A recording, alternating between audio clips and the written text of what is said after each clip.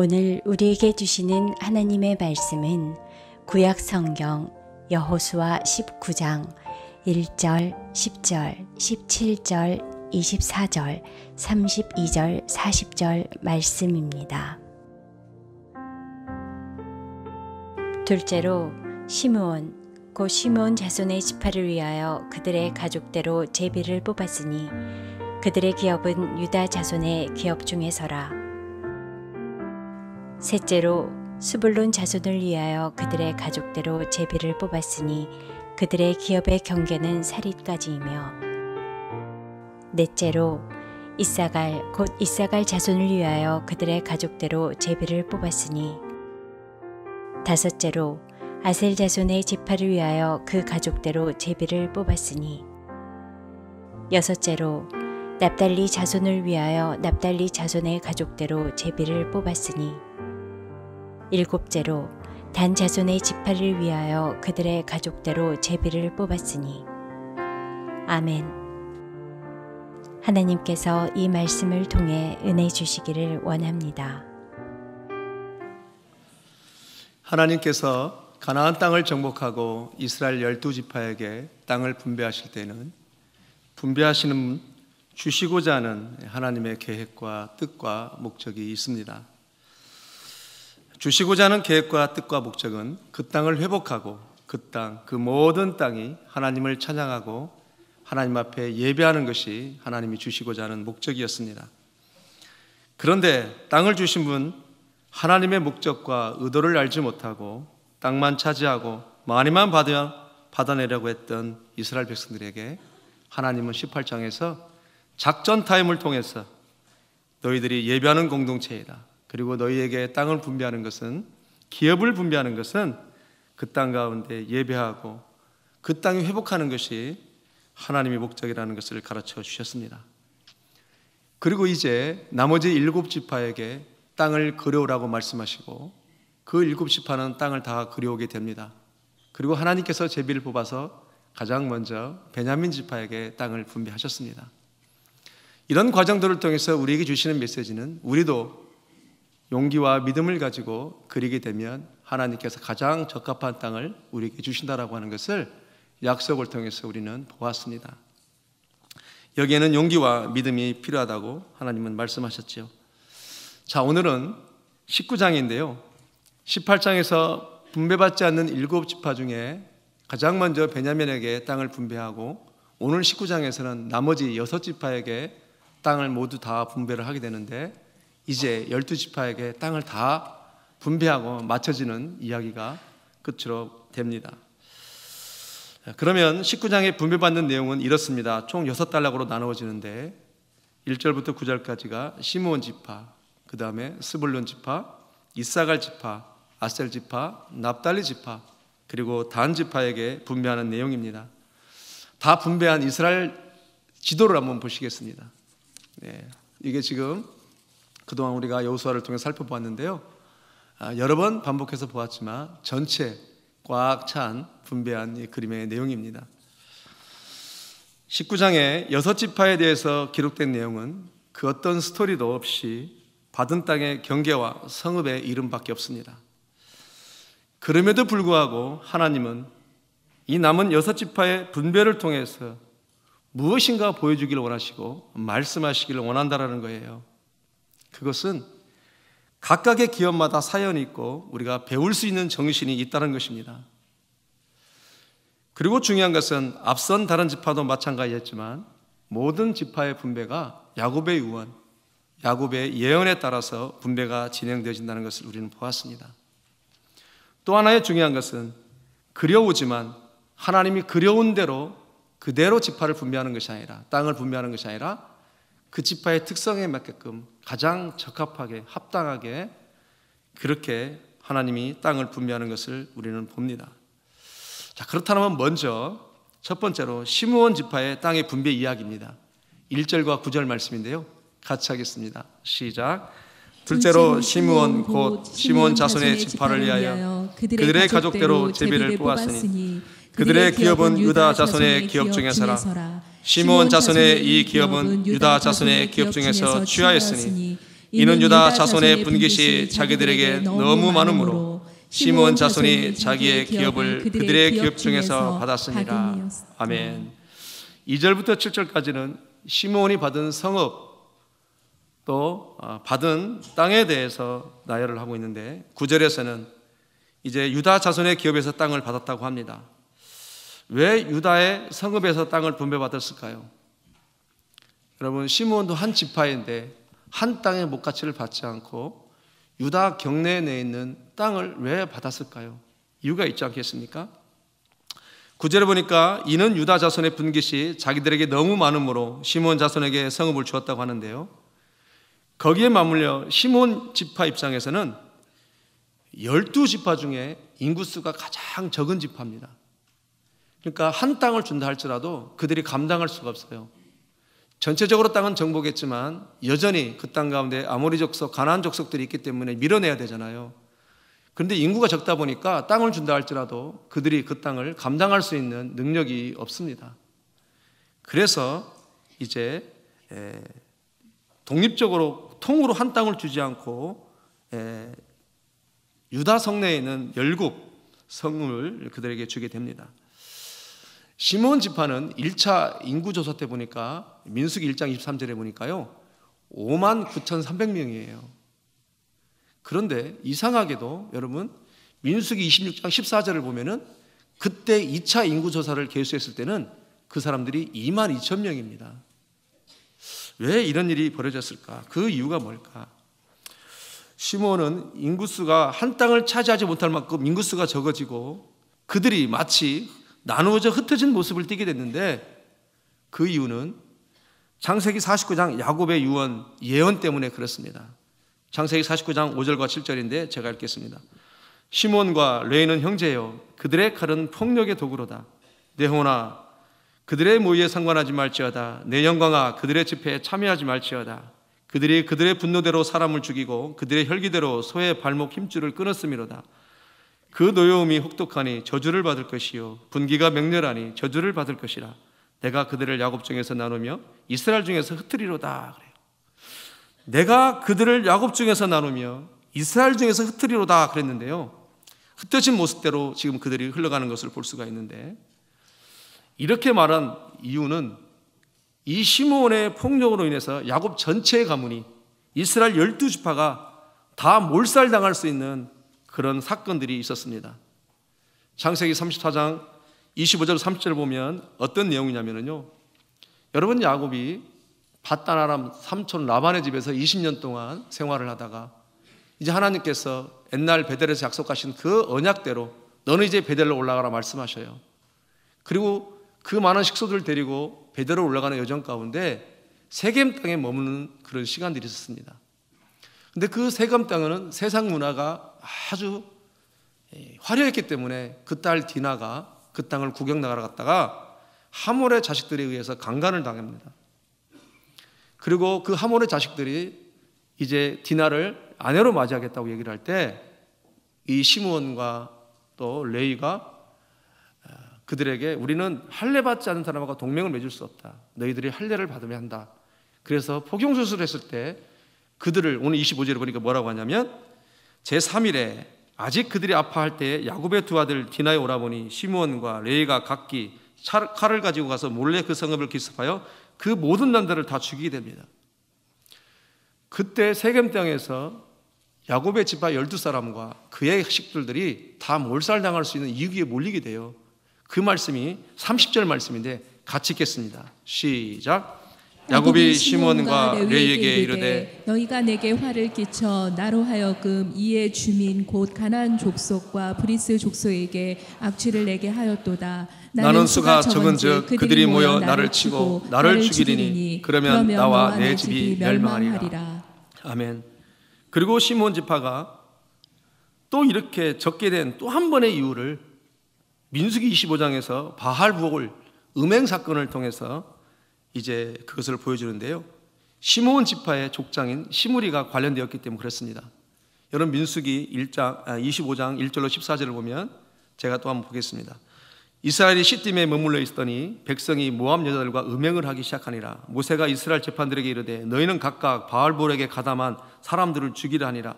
그 연병으로 죽은 자가 24,000명이었더라 그래요.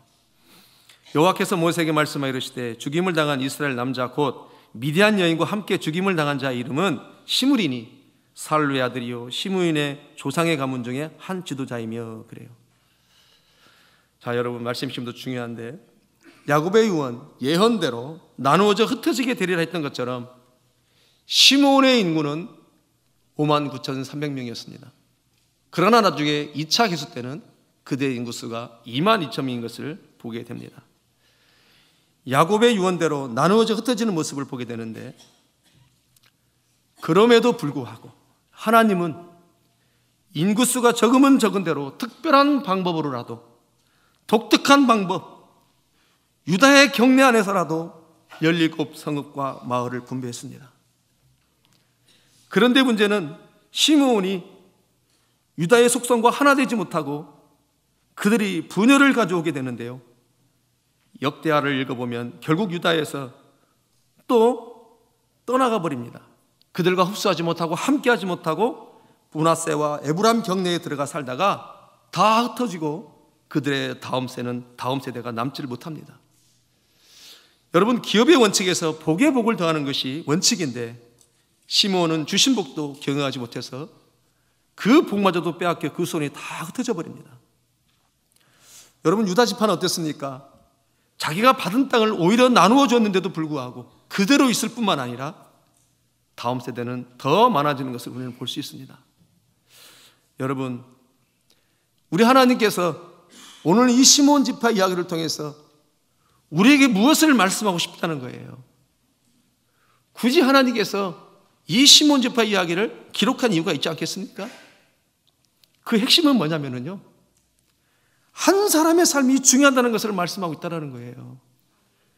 여러분, 야곱의 유언을 통해서 우리가 알 수 있는 것은 한 사람의 삶이 결코 그 후손에게 있어서 무관하지 않고 영향력이 있다는 것을 보여주고 있습니다. 처음 살았던 그 사람의 삶이 몇 대를 지나서도 후손의 삶에도 영향을 주더라는 거예요. 시므온은 자기 뜻대로만 살고 끝나는 줄 알았어요. 그런데 그 결과는 어땠습니까? 그의 삶은 다음 세대에 남기지 못하고 다 흩어지고 유리방황하는 것을 우리는 성경을 통해서 보여주고 있다는 거예요. 하나님이 그 시므온 지파를 그렇게 기록한 이유가 있다는 거예요. 그러니까 지금 우리의 삶이 그냥 나만 산다고 살 것이 아니라 내 후손에게도 영향을 줄 수 있다고 생각하면 내가 지금 어떻게 살아야 되냐는 거예요. 너무 중요합니다, 여러분. 여러분, 이것을 보면 언제 받았냐, 얼마를 받았냐, 누가 먼저 받았냐, 그건 중요하지 않습니다. 오늘 우리의 삶이 후손에게 영향을 주더라는 거예요. 유다 같은 경우에 장자로서 예배하고 살았더니 후손의 삶이 어떻게 돼요? 우리가 남은 것입니다. 이렇게 각 지파마다 땅을 분배받지만 그 분배받는 것은 12 형제가 살았던 삶의 영향을 받아서 하나님이 분배하더라는 거예요. 그러니까 오늘 우리 한 사람의 삶이 얼마나 중요한지를 가르쳐주고 있는 거예요. 여러분, 왜 그래요? 하나님은 나를 부르실 때 나 한 사람을 부르기 위해서 나를 부르신 게 아니라는 거예요. 그 다음 세도 하나님은 부르시기 원해서 나를 불렀기 때문에 오늘 나의 한 사람 한 사람의 삶이 얼마나 중요한지 그 시므온 지파의 이야기를 통해서 우리에게 메시지하는 거예요. 너무 중요한 것이죠. 이 분배받는 것이 결국 후손들에게 와서 영향을 받는다고 할 때 오늘 나의 삶이 절대로 무관하지 않다는 것입니다. 그래서 하나님이 우리에게 성전을 세워주시고 예배가 중심이 되는 삶을 살라고 하시는 것입니다. 믿습니까? 무엇이 크든 작든 내가 예배를 중심으로 살아면 내 후손까지도 하나님이 책임진다는 것을 오늘 분배 사건을 통해서 우리에게 보여주는 것입니다. 그런데 내가 지금 하나님을 의지하지 않고 하나님이 나에게 준 기업의 목적이 예배인데도 불구하고 예배하지 않고 내 목심대로 살고 내 욕심대로 살거나 내 임의대로 살아버리면 내 삶의 존재가 구원받고 안 받고의 문제가 아니라 내 자손들의 삶까지도 영향을 주는 삶이 결코 선하지 못하다라는 거예요. 다시 말해서 우리가 지금 하나님을 만나는 것이 은혜이고 감사이지만 이 은혜와 감사를 어떻게 경영하고 잘 지키겠느냐, 그 말씀입니다. 따라서 지금 우리 한 사람 한 사람의 삶이 중요하다는 것은 그때 그 사람의 삶이 중요했던 것처럼 지금 나의 삶이 중요하다라고 하는 것을 하나님은 우리에게 도전하고 싶은 거예요. 사랑하는 성도 여러분, 하나님의 입장에서도 이것이 나뿐만 아니라 아까도 설명했지만 다음 세대까지도 영향을 주기 때문에 하나님이 우리에게 기업을 주시고 분배할 때 얼마나 많은 고민을 하는지 몰라요. 그저 우리가 그려오는 대로, 우리가 원하는 대로 줄 수가 없는 거예요. 왜 그래요? 나은 사람만 이 시대에 살게 하려는 것이 아니라는 거예요. 나의 다음 세대, 김병진의 다음 세대, 여러분들의 다음 세대이기 때문에 우리가 그려온 대로 하나님이 줄 수가 없는 거예요. 그래서 우리에게 기업을 주실 때마다 얼마나 하나님이 더 많은, 우리보다 많은 고민을 하는지 아십니까? 이것이 하나님의 마음입니다, 여러분. 이 말은 하나님의 섭리 차원에서 하나님의 나라를 지켜나가고 하나님도 기대하는 바가 있다는 거예요. 하나님 나라를 회복하고 하나님 나라를 세워가고 하나님 나라를 일으켜 나가는 데 있어서 하나님도 기대하는 바가 있기 때문에 철저한 하나님의 계획이 있고 그 계획에 따라서 하나님 우리를 이렇게 인도하신다는 거예요. 그러니까 시몬 지파를 통해서 우리에게 뭘 보여줘요? 그 한 사람의 삶이 이토록 우리 후손에게 엄청난 영향을 준다는 거예요. 그래서 그의 삶 가운데 그의 후손들이 많이 없어지고 결국은 다른 지파로 다 흩어집니다. 그래서 그 후손들이 남아들지 않아요. 그렇게 하나님의 마음을 알고 우리 한 사람 한 사람의 삶이 얼마나 중요한지를 다시 한번 묻고 그렇게 귀하게 아름답게 멋지게 주의 나라를 위해서 주의 기업을 경영하는 우리 모두가 되기를 주의 이름으로 축복합니다. 두 번째로 스불론 지파 분배 이야기입니다. 10절부터 16절인데요. 10절만 같이 읽겠습니다. 시작. 셋째로 스불론 자손을 위하여 그들의 가족대로 제비를 뽑았으니 그들의 기업의 경계는 사리까지이며. 아멘. 스불론의 분배 역시 야곱의 예언에 따라서 분배를 되는데 창세기 49장 13절 야곱의 예언을 한번 보겠습니다. 스불론은 해변에 거주하리니 그곳은 배 매는 해변이라 그의 경계가 시돈까지로다 그래요. 야곱이 예언할 때 스불론은 해변에 거주할 것이다 말씀하셔요. 이 말은 상업과 무역을 종사할 수 있도록 재능과 환경을 부여받았다 그런 의미입니다, 여러분. 그런데 실제로 그의 분배를 보니까 내륙 지방의 기업을 분배받습니다. 지도를 한번 보시겠습니다. 자, 스불론은 어디에 있어요? 저 이쪽에 있잖아요. 해변에 준다고 했는데, 해변가에 산다고 했는데 그래도 다소 내륙 지방에 분배되어 있는 것을 우리는 볼 수가 있습니다. 여러분, 중요한 것은 뭐냐면요, 기업을 분배받는 것이 해변이 아니고 약간의 내륙입니다. 그러면 분명히 해변가라고 했는데 그럼 하나님의 실수일까요? 그렇지 않다라는 거예요. 하나님의 섭리 안에서 분배했을 텐데 그들은 실제로 서쪽 지중해 배경으로 무역을 했고 동쪽으로는 갈릴리 호수도 벗삼아서 동쪽에도 무역과 상업을 왕성히 이뤘다라는 거예요. 해변가라고 해서 꼭 해변가가 아니라 해변가에 산다고 했지만 하나님은 더 큰 의도를 가지고 그들에게 중간 지점을 주어서 양쪽으로 상업과 무역이 활발하게 일어날 수 있도록 하나님이 배려를 했다라는 것입니다. 그리고 그들은 실질적으로 엄청난 무역상인으로서 그 활동을 하게 됩니다. 다시 말해서 오늘 이 말씀은 우리에게 어떤 도전을 주게 되냐면요, 분배받는 것이 내륙에 있다 할지라도 하나님의 뜻대로 살면 야곱의 유언대로 해변가에 사는 것과 똑같은 상황이 벌어지더라는 거예요. 스불론을 통해서 하나님이 무엇을 보여줘요? 어디에 사느냐, 어디에 살아도 무엇을 받아도 그게 중요한 것이 아니라 어디에 살든지 하나님의 뜻대로 살면 그 땅을 회복하고 예배를 회복하고 해서 헌신하면 회막을 세워나가면 내륙지방에 살아도 예언대로 실제로 상업하고 무역함으로 그렇게 많은 사람들을 세워 건사한다고 하는 것을 오늘 보여주고 있는 것입니다. 여러분, 하나님의 일하심이 이토록 놀랍다라는 것을 보여주는 거예요. 어떤 지파에게는 이런 모습으로 어떤 지파에게는 이런저런 모습으로 우리가 배워야 할 정신을 하나님이 보여주고 있는 것입니다. 그런 말씀이 지금부터 더 중요한데, 세 번째로는 이사갈, 아셀, 납달리 세 지파를 묶어서 보겠는데요, 17절부터 39절인데요 먼저 세 지파의 지도를 보겠습니다. 세 지파의 지도를 보면 이제 저 위에 보면 아셀, 납달리, 그 다음에 이사갈이 보여지게 됩니다. 여러분, 이 세 지파의 특징은 갈릴리 호수 남단과 서쪽 해안을 분배받으면서 그들은 강과 평야지대로 구성되어 있어서 풍부한 농산물을 생산할 수 있었습니다. 이 세 지파는 기업의 분배의 목적과 의미가 비슷해요. 역시 이 지파들에게도 야곱의 축복과 예언에 따라서 땅을 분배하는데, 먼저 창세기 49장 14절부터 15절 이사갈 이야기를 봅니다. 이사갈은 양의 우리 사이에 꿇어 앉은 건장한 나귀로다. 그는 쉴 곳을 보고 좋게 여기며 토지를 보고 아름답게 여기며 어깨를 내려 짐을 메고 앞지 아래서 섬기려다. 앞지 아래 섬긴다고 하는 것은 굳이 니더로 쓰지 않고 뒤에 있다 할지라도 섬기는 삶을 살더라는 거예요. 또 모세의 축복 신명기 33장 18절 하반절에 보니까 이사갈이여 너는 장막에 있음으로 즐거워라 그래요. 또 아셀 지파에게도 창세기 49장 20절에 이렇게 야곱은 유언합니다.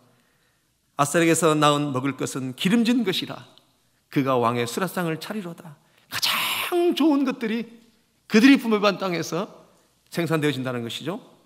모세의 축복도 이렇습니다. 신명기 33장 24절은 말합니다.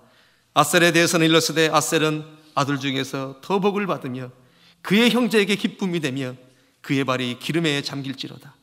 납달리 지파의 야곱에도 유언합니다. 49장 21절입니다. 창세기 같이 합니다. 시작. 납달리는 노인 암사슴이라 아름다운 소리를 바라는도다. 그 다음에 모세의 축복의 예언 이중적 확인도 마찬가지입니다. 함께 합니다. 시작. 납달리에 대하여는 일러스되 은혜가 풍성하고 여호와의 복이 가득한 납달리여 너는 서쪽과 남쪽으로 차지할지로다. 아멘. 이 세 지파는 강과 평야가 많고 기름지고 비옥한 농지가 많아서 장막에 있음이 즐거워라 했던 것처럼 풍부한 농산물 때문에 그들은 섬기는 삶을 살라는 것입니다. 자, 그럼 하나님은 이 세 지파에게 왜 이렇게 기름지고 비옥한 땅을 주어서 풍성함을 얻게 하는다는 거예요. 그 이유가 뭐냐는 거예요. 그 하나님의 저의와 의도와 하나님의 그 신학적 하나님의 그 마음은 무엇이냐는 거예요. 그 이유는 뭐냐면요, 흘려보내는 것을 사명으로 받는 지파도 있다는 거예요. 여러분, 하나님의 비전, 하나님 나라 회복, 하나님 나라 완성, 구속사를 위해서 12지파에게 각자 분배를 하는데 물질도 필요하더라는 거예요. 섬기는 사람도 있어야 된다는 거예요. 그래서 하나님 나라 회복을 위해서 각자의 분배를 할 때 하나님의 계획과 의도를 가지고 분배하는데, 이 세 지파 아셀과 또 이사갈과 납달리는 그들에게 풍성함을 주어서 섬기는 삶을 살 수 있도록 물질을 흘러가는 지파도 필요하다는 것을 오늘 성경을 통해서 말씀해 주십니다. 제가 말씀을 대할 때 19장에 보니까 전부 다 말씀이 성읍 이야기고 땅 이야기고 도대체 얘기거리가 없는 거예요. 그냥 건너뛸까? 그렇게 고민도 했었습니다. 근데 하나님 앞에 기도하는데 그게 아니라는 거예요. 각 지파마다 하나님의 정신이 있고 마음이 있고 사연이 있고 그 지파의 분배를 통해서 하나님이 하시고자 하는 메시지가 있다는 거예요. 시므온을 통해서 말씀하시고 스브론을 통해서 또 말씀하시고 이 세 지파를 통해서도 우리에게 주시는 메시지가 있다는 거예요. 여러분, 하나님께서 이토록 이들에게 주신 목적이 뭐냐는 거예요. 어떤 지파들처럼 진취적으로 앞장서서 살지는 않지만 이 세 지파는 구속사를 위해서 더 많은 사람들이, 더 많은 하나님의 영혼들이 하나님의 예배할 수 있도록 섬기는 일을 하라고 보내는, 그 아름다운 예배가 흘려보내는 사명을 감당하라고 풍요로운 지파로 하나님이 세워주셨다는 거예요. 믿습니까? 즉 12지파마다 사명에 따라서 분배했다는 것입니다. 우리가 하나님 나라 회복을 위해서 각 지파마다, 우리 각 사람마다 해야 할 일이 있다는 거예요. 여러분, 메시지라는 것은 우리의 마음을 흡족해 하고 우리를 이루어하는 것도 중요한 메시지지만 하나님의 의도를 알고 하나님의 비전이 무엇인지를 알고 그것을 따라가는 삶이 하나님을 기쁘시게 하는 거예요. 너무너무 중요한 것이죠. 즉 하나님께서 돈이 많으면 왜 부자로 그 사람을 세웠냐는 거예요. 그렇지 않아서 왜 부자로 그 사람이 이 땅 가운데 살겠냐는 거예요. 마치 이 세 지파처럼 하나님 나라 후속사를 위해서 그것을 감당하기 위해서 그 많은 지파 중에 부자라면, 크리스찬 중에서 부자라면 하나님이 그 부유함을 그렇게 해서 주었다라는 거예요. 여러분 오해하지 마십시오. 제가 이 시간 돈을 내라는 게 아니에요. 사명대로 살아야 된다는 거예요. 사명대로요. 이것이 중요하다는 것입니다. 그래서 가는 선교사도 있지만 보내는 선교사도 있다는 것입니다. 그러니까 복음을 위해서 이것을 사명으로 알고 뒤에서 후원하고 지원하는 지파도 하나님은 계획을 세울 수밖에 없었다는 거예요. 그런데 이것을 모르면 어떡하냐라는 것이죠. 따라서 하나님은 이것을 사명으로 알고 이미 주신 것을 잘 경영하면, 잘 흘려보내면 그것이 사명이기 때문에 더 주실 수밖에 없는 줄 믿습니다. 이것이 기업 분배를 통해서 우리에게 주시는 하나님의 메시지입니다. 각자의 우리가 가지고 있는 성품이 있고 소양이 있고 기업이 있고 각자에게 우리에게 부여받은 능력이 있는 것입니다. 그 능력대로 하나님 나라 구속사를 위해서 쓰임받으라고 너에게 12지파에 분배했던 것처럼 각기 각기의 모습으로 하나님 일하신다라는 거예요. 이야, 얼마나 멋있습니까? 여러분, 여호수아 19장의 그 땅 이야기를 통해서도 하나님의 마음이 느껴져요. 하나님의 마음이, 하나님의 생각이, 하나님의 의도, 하나님의 정신이 무엇인지 우리에게 말씀하시는 거예요. 그렇게 우리 모두가 하나님 앞에 기업 맡은 자로서 멋지게 귀하게 아름답게 세워져가는 우리 모두가 되기를 주의 이름으로 축복합니다. 그러나 더 중요한 것은 하나님이 그런 사명으로 부른 것도 더 중요하지만 먼저 더 중요한 것은 먼저는 예배자로 불렀다는 거예요. 먼저 예배자로 불렀기 때문에 예배할 때 하나님 주신 그 기업도 잘 흘러가는 것이지 하나님은 예배자에게 사명도 맡긴다라는 거예요. 예배하지 않으면 결국은 예배로 그걸 경영하지 않으면 결국은 그것도 다 없어진다라는 것입니다. 자, 마지막 네 번째로는 단지파 분배인데요. 12지파 중에 마지막 분배 이야기입니다. 40절부터 48절의 이야기인데요. 자, 단지파는 어디에 있는지 지도를 한번 보시겠습니다. 자, 어디에 있어요? 단지파는? 맨 밑에 있잖아요. 그렇죠? 여러분, 단지파는 인구수가 12지파 중에 두 번째로 많습니다. 유다지파가 인구가 제일 많아요. 그리고 두 번째로는 단지파가 많습니다. 근데 참 이상하지요. 인구수는 두 번째로 많은데 땅은 가장 적은 땅을 주셨단 말이에요. 무슨 또 하나님의 의도가 있을 거라는 거예요. 왜 그럴까? 이유가 뭘까? 그것이 참 중요합니다. 또한 역시 하나님의 섭리와 분배 정신에 따라서 그렇게 하셨을 터인데 야곱은 단지파에 대해서 창세기 49장 16절 18절에 이렇게 말합니다. 함께 합니다. 시작. 다는 이스라엘의 한 지파같이 그의 백성을 심판하리로다. 다는 길섭의 뱀이요 새길의 독사로다. 말굽을 물어서 그 탄 자를 뒤로 떨어지게 하리로다. 여호와여, 나는 주의 구원을 기다리나이다. 아멘. 모세의 예언적 축복도 이러합니다. 신명기 33장 22절에 이렇게 말합니다. 단에 대하여 일렀으되 단은 바산에서 뛰어나오는 사자의 새끼로다. 그래요. 자, 이야기는 무슨 얘기예요? 그들은 용맹하다라는 거예요. 힘이 강한 지파라는 것입니다.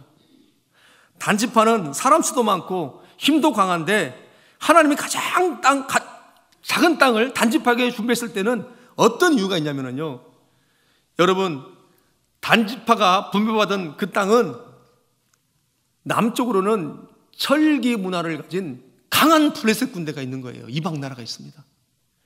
그리고 그 땅 가운데는 강한 아모리 족속이 있었어요. 아낙 자손들이 있었습니다. 그러니까 다른 12지파 중에 그들을 상대할 수 있는 지파는 오직 누구밖에 없다는 거예요. 단지파밖에 없다는 거예요. 하나님 볼 때는요. 그리고 그들이 그것을 막아줘야만이 나머지 11지파가 그 땅 가운데 예배가 일어나고 그 땅 가운데 회복이 일어나는데 단지파가 그걸 막아주지 못하면 그것이 안 된다는 거예요. 그래서 하나님께서는 그들에게 가장 적절하게 그 용맹과 많은 인구를 통해서 설령 많은 인구가 있고 용맹하다 할지라도, 그들은 더 강하다 할지라도, 더 강하다 할지라도, 그 족속들은 더 강하다 할지라도 하나님을 의지하면서 그 땅을 지켜내고 나머지 형제들 집안을 안전하게 할 때에 그런 과정을 통해서 나의 부족함과 연약함을 더욱더 하나님을 의지하면서 하나님 앞에 만들어가자는 과정을 가지라고 하는 하나님의 의도가 있다는 거예요. 그것이 바로 우리의 모습인 것입니다. 더 쉽게 말씀드리면 이렇습니다, 여러분. 단지파는 성질이 급하고 통제가 쉽지 않은 민족들이에요. 블레셋 족속과 아모리 족속을 옆에 두어서 계속해서 그들이 감당하기 어려우니까 하나님을 의지하는 법을 알게 해서 모난 성품들을 훈련하고 만들어가는, 그래서 진정한 예배자로 서게 하는 하나님의 의도가 있었다는 거예요. 그리고 단지파의 그들의 속성은 큰 땅을 주면 하나님이 보실 때 그 땅에 들어가서 하나님을 의지하고 살 수 없는 민족이라는 것을 누구보다도 더 잘합니다, 하나님이. 그래서 환경적으로 하나님을 의지하게 한다는 거예요. 말씀이 지금부터 더 중요한데, 그런데 여러분, 그들은 하나님의 뜻을 생각하지 않고 그 땅에 마음에 들지 않는다고, 주신 것이 너무 작다고 불만스러워해서 그 약속의 땅을 벗어나 저 북쪽 러센 땅으로 가버립니다. 단지파가 북쪽 러센 땅으로 올라간 이야기가 사사기 18장에서 너무너무 정확하게 다 이야기가 나와 있는데요, 시간상 다 볼 수가 없어서 북쪽을 차지하기 위해서 먼저 600명이 그쪽으로 올라가는 장면을 한 절만 보겠습니다. 사사기 18장 11절 같이 합니다. 시작. 단지파가 가족 중 600명의 무기를 지니고 소라와 에스타올에서 출발하여. 아멘. 결국은 그들이 600명이 올라가서 점탕을 하고 단지파가 그리 다 올라가게 됩니다. 여러분, 그래서 성경에서 계속해서 뭘 얘기해요? 부엘사베와에서 단까지. 그래서 그 단 이야기가 나오는 겁니다. 북쪽의 끝은 단이고 남쪽의 끝은 부엘세바예요. 그래서 성경의 구약 성경에 계속해서 이스라엘 경계를 말할 때 부엘사베에서 단까지, 할라에서 백두까지, 백두에서 할라까지, 그렇게 성경은 표현하고 있는 것입니다. 여러분, 그들이 그대로 다 올라가는 바람에 원래 남쪽에 분배했던 땅은 블레셋이 들어와 상주하게 되면서 계속해서 이스라엘 백성들이 늘 블레셋 족속을 통해서 괴롭힘을 당하게 되는 것입니다. 그리고 단지파는 약속의 땅을 벗어나게 되면서 그들은 결국은 다 뿔뿔이 흩어지고 존재 자체가 찾기 힘들 정도로 이스라엘 가운데서 잃어버린 지파가 되어버립니다. 여러분, 이런 지파의 분배를 통해서 하나님이 주시는 메시지가 있어요.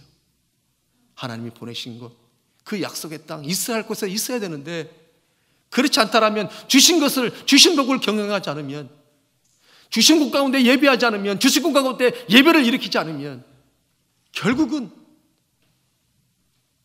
그 족속들이 그 다음 세가 없다라는 것을 오늘 성경을 통해서 우리에게 보여주고 있는 것입니다. 하나님은 단지파에게 남쪽에 있는 땅을 주어서 정복하기를 원하셨고, 정복하는 과정과 정복함으로 그들의 모난 성품과 속성을 바꿔지기를 원했던 것입니다. 그러나 그들은 하나님의 마음, 하나님의 정신을 이해하지 못하고 제갓길로 가게 되면서 결국 잊혀지는 존재가 다 되어버립니다. 사랑하는 우리 생명샘교회 성도 여러분, 말씀을 맺으려고 합니다. 하나님이 하나님의 백성을 선택할 때 그 은혜의 기준은 우리가 알 수가 없어요. 그렇잖아요.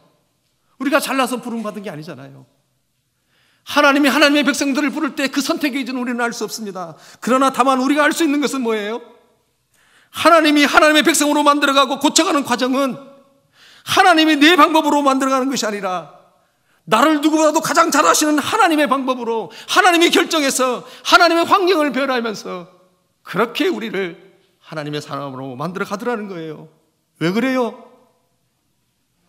나만 부르기 위해서 나를 부른 것이 아니라 그 다음 세까지도 염두에서 그 다음 세대들을 부르셔야 되기 때문에, 김병진의 다음 세대를 부르셔야 되기 때문에, 여러분들의 다음 세대도 다 하나님 나라에 들어와야 되기 때문에 나를 부르신 그 선택의 기준은 은혜지만, 그러나 나를 고쳐가고 나를 새롭게 하고 나를 하나님의 비전을 품게 가는 방법은 내 방법이 아니라고 하는 것을 오늘 12기업의 분배를 통해서 하나님이 말씀하시더라는 거예요. 시몬은 내 세대만 나의 문제로만 끝난다고 생각했던 거예요. 그러나 오늘 성경의 분별을 통해서 뭘 말씀하셔요? 그 한 사람의 삶이 그들의 후손 가운데 절대로 무관하지 않다는 것을 성경은 보여주고 있습니다. 뿐만 아니라 아사갈과 이사갈과 아셀과 그 납달리의 산들을 통해서 왜 하나님이 우리에게 부유하게 하셨는지, 왜 물질을 주셨는지, 그 사명이 무엇인지를 또 우리에게 도전하고 있는 말씀이에요. 하나님 나라 구속사를 위해서는 물질을 필요한데 하나님이 도적질하면서 할 수는 없는 것이고, 그래서 하나님이 그들의 백성들을 그 지파마다 독특한 분별을 통해서 하나님의 비전을 이루어가는 이 비전의 말씀을 주시는 거예요. 여러분, 이것이 여호수아입니다.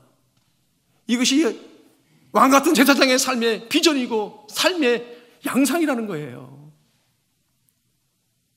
뿐만 아니라 시므온 사람들은 음행하는 사람이었어요. 그래서 기업을 다 잃어버립니다. 바알볼의 사건을 통해서, 음행 사건을 통해서 결국은 59,300명에서 22,000명으로, 여러분, 내 세대만 중요한 게 아니라는 거예요. 절대로 그 한 사람의 삶이 그토록 영향을 끼쳤다면 오늘 우리 한 사람의 삶이 얼마나 중요한지를 성경은 우리에게 축복하고 있는 거예요. 믿습니까? 이것은 우리의 축복입니다. 이것을 축복으로 받으시는 우리 모두가 되기를 주의 이름으로 축복합니다. 이것이 하나님의 마음이에요. 여러분들을 축복하고자 하는 하나님의 예절한 마음입니다. 이것이 성경이에요. 얼마나 멋있는지 모르겠습니다, 우리 하나님 아버지가.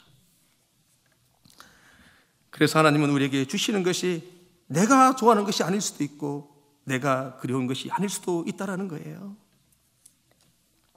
하나님이 주신 땅에서 하나님의 뜻을 의지하고 하나님의 뜻을 이루기 위해 살면 하나님이 기뻐하시고, 그런 나를 통해서, 여러분들을 통해서 하나님 나라가 회복되는 하나님의 방법으로 이루어가신 줄 믿습니다.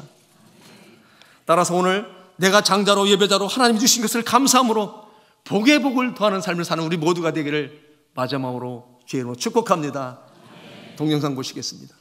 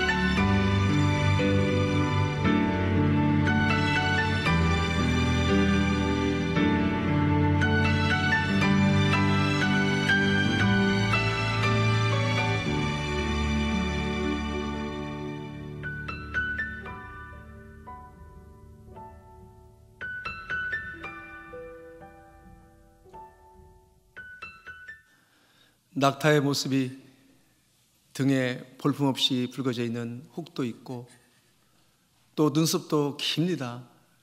그리고 툭 붉어진 그의 무릎도 가지고 있습니다. 낙타가 그 모습이 자기에게 마음에 들었을까요? 그러나 이것이 사막에 살기에는 가장 좋은 모습입니다.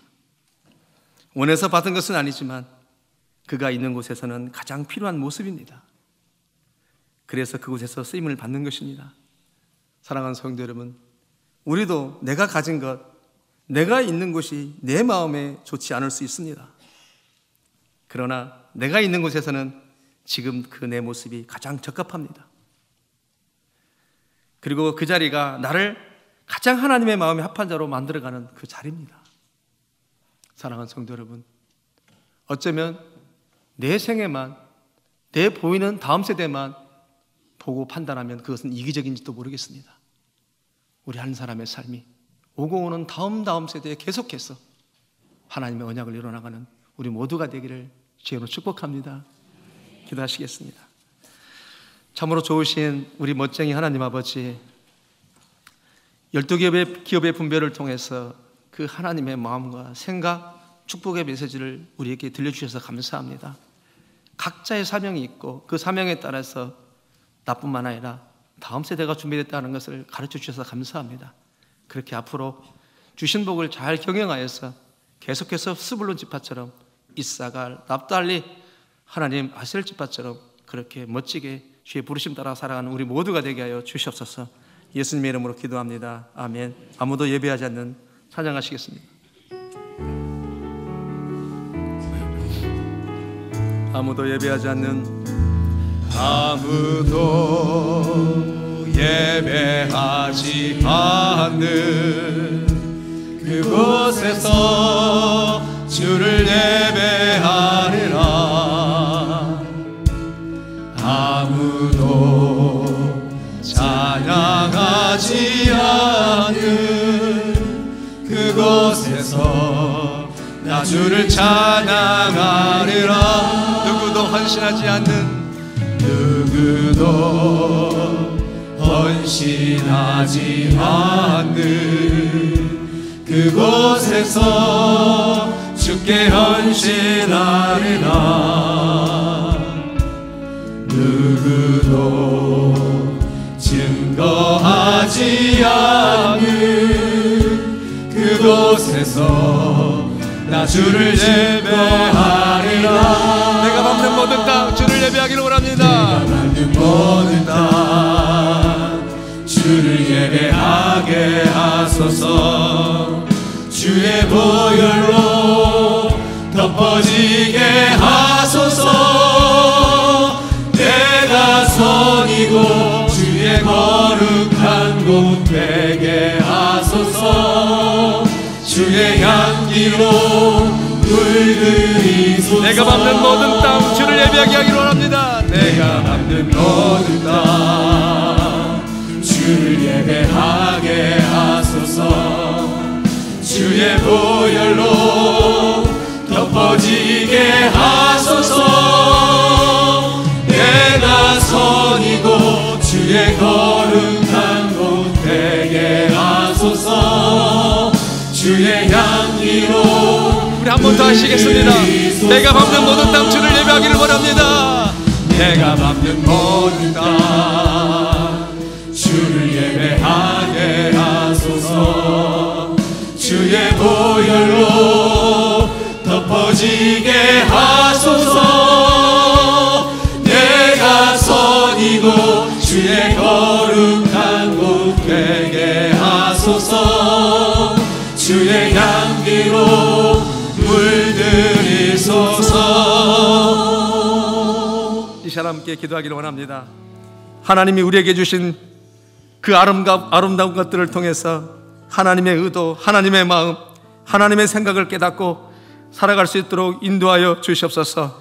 하나님의 섭리 안에서 분배하시는 그 하나님의 뜻을 따라 감사함으로 받고 순종하는 우리의 삶이 되게 하여 주시옵소서. 그렇게 기도하며 나가겠습니다.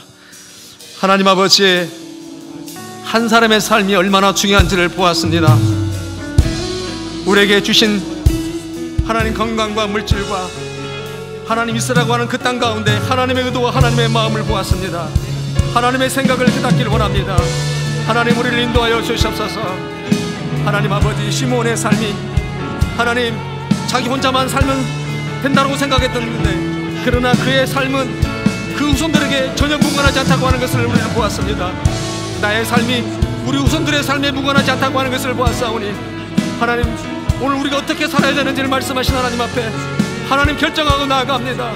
주신 곳에서, 이스라엘 곳에서 내가 그림을 그렸지만은 내 그림대로 주시지 않는 그 하나님을 바라보았습니다. 하나님 우리를 단련시켜 주옵소서.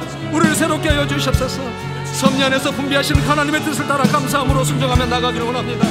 아셀과 하나님의 이사갈과 납달리처럼 하나님 주신 것이 따라면 하나님의 뜻을 이루기 위해서 우리에게 주신 줄 믿사오니, 우리가 잘나서 우리가 훌륭해서 무엇을 잘해서 주신 것이 아니라 하나님의 뜻을 이루라고 우리에게 이사갈처럼 하나님 납달리처럼 아셀처럼 맡겼다는 것을 알고 그렇게 살아가는 우리 모두가 될 수 있도록 도와주옵시고, 스불론처럼 하나님 아버지 언약을 이뤄 나갈 수 있는 또한 지파도 되기를 원합니다.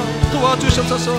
하나님 아버지, 끝으로 단처럼 주신 것을 마다하고 하나님 자기의 욕심을 따라 무시하고 저 북쪽으로 러센 땅으로 가는 것이 아니라 하나님이 허락하신 기회 협당 가운데 약속의 땅을 벗어나가지 않는 우리 모두가 될 수 있도록 도와주시고 축복하여 주시고 인도하여 주시옵소서. 아멘. 이제는 십자가의 피로 우리를 씻기신 우리 주님 예수 그리스도의 은혜와 섭리 안에서 우리에게 분배하시는 하나님의 크신 그 놀라우신 사랑하심과 섭리 안에서 우리를 지켜주시는 성령님의 교통하심이 하나님이 우리에게 주신 것을 감사함으로 고백하며 지키고 경영하기를 작정하는 여기 예배하는 죄 백성들 머리머리에, 그리고 저들의 자녀들 위해, 그리고 가정과 몸된 교회 위에 이제로부터 영원까지 함께 없으시기를 간절히 축원하옵나이다. 아멘.